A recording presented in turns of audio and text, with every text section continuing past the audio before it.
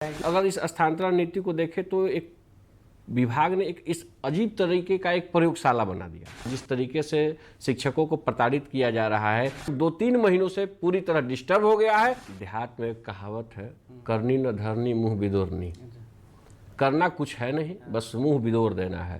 इतना गोपनीय दस्तावेज कैसे स्थानांतरण नीति में, और कुछ भी स्पष्ट दिशा निर्देश नहीं। बता रहा हूं कि हमारे जो शिक्षक का स्थानांतरण हो गए हैं वो भी रो रहे हैं, जिनका स्थानांतरण नहीं हुआ है वो भी रो रहे हैं। मतलब इतना पागलपन का दौर आ जाएगा कि लोग पागल हो जाएगा। कौन काम करेगा? सारे लोग डिप्रेशन में चले जाएंगे। आप स्थानांतरण नीति ला रहे हैं ना, तो नीति लाने के पहले उसको सिस्टम के अनुसार सारे लोगों से वार्ता करनी चाहिए थी। ट्रांसफर नीति जो है बिहार के शिक्षकों के मनोबल को तोड़ने वाली है, और शिक्षक को एकजुट होकर के इसके खिलाफ में आंदोलन की पृष्ठभूमि तैयार करना होगा। नमस्ते। तो वहीं से शुरुआत हो जाती है कि अपने कंधे का बोझ जो है दूसरे के कंधे पे फेंकने की परंपरा रही है विभाग में, पूर्व से ऐसा होते आ रहा है, और आगे बढ़ के लीड करने की क्षमता विभाग में दिखाई नहीं दे रही है कि विभाग खुद आगे बढ़ के निर्णय करे और उस निर्णय पे अडिग रहे।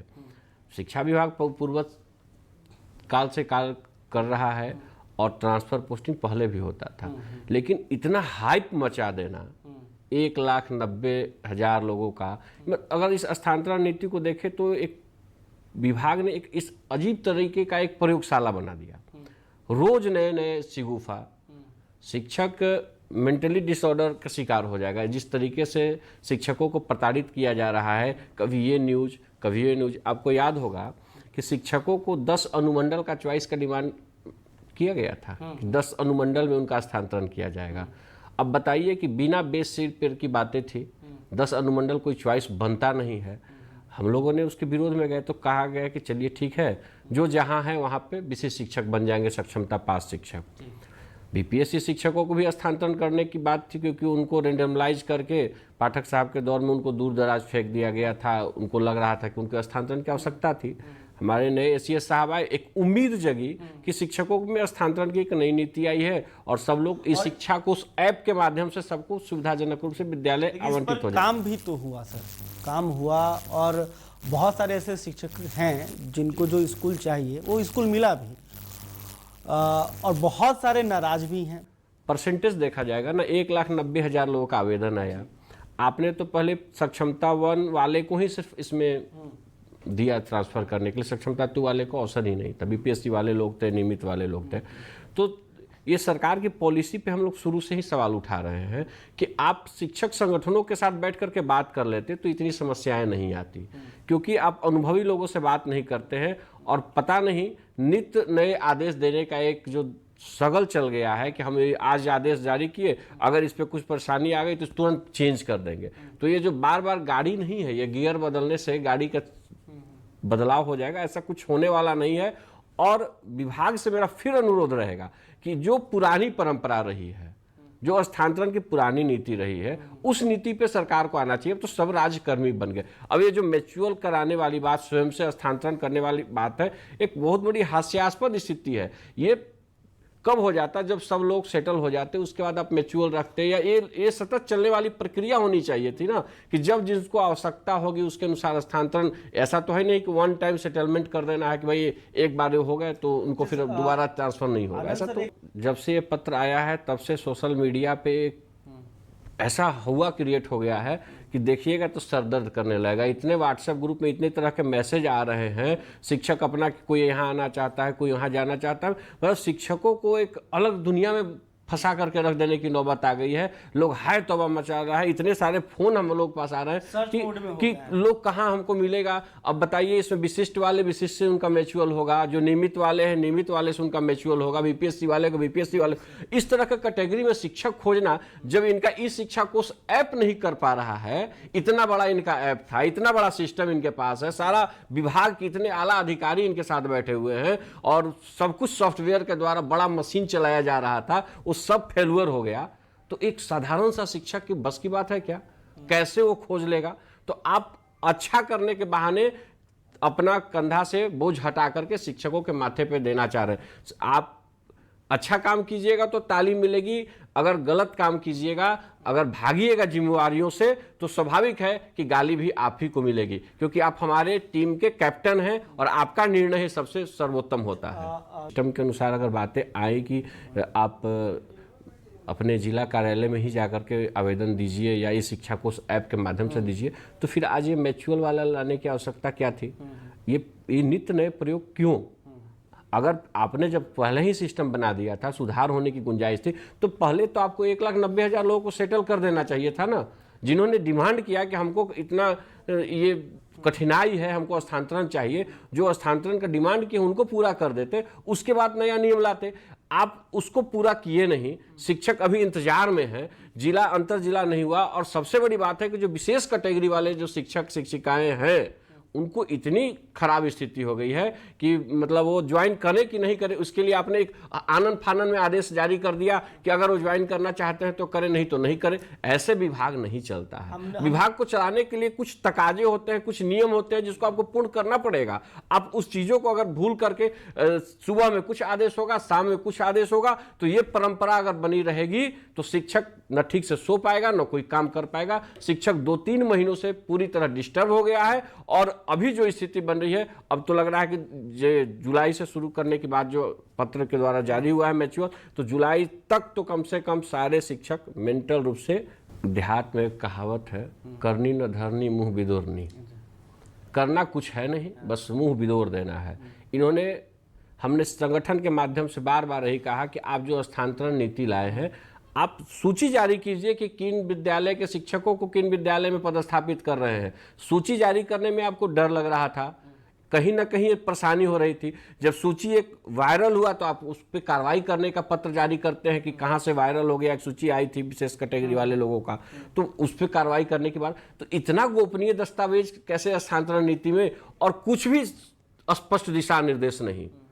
ये गोपनीयता बरतना और इस तरह का रोज नए पत्र जारी करना, ये विभाग के लिए सबसे खराब दिनों में गिना जाएगा। बिहार के शिक्षक इतिहास को अगर देखा जाए तो काला अध्याय अगर के पाठक साहब का दौर लोग जोड़ते हैं कि उनके दौर में शिक्षकों की इतनी मौतें हुई, तो कह सकते हैं कि तनाव और बीमारी के शिकार इनके दौर में शिक्षक हो रहे हैं और रोज नए प्रयोग हो रहे हैं। मैं बता रहा हूं कि हमारे जो शिक्षक का स्थानांतरण हो गए हैं वो भी रो रहे हैं, जिनका स्थानांतरण नहीं हुआ है वो भी रो रहे हैं, और ये मैच्योर के नाम पे फिर और सभी शिक्षक भी डिस्टर्ब हो जाएंगे।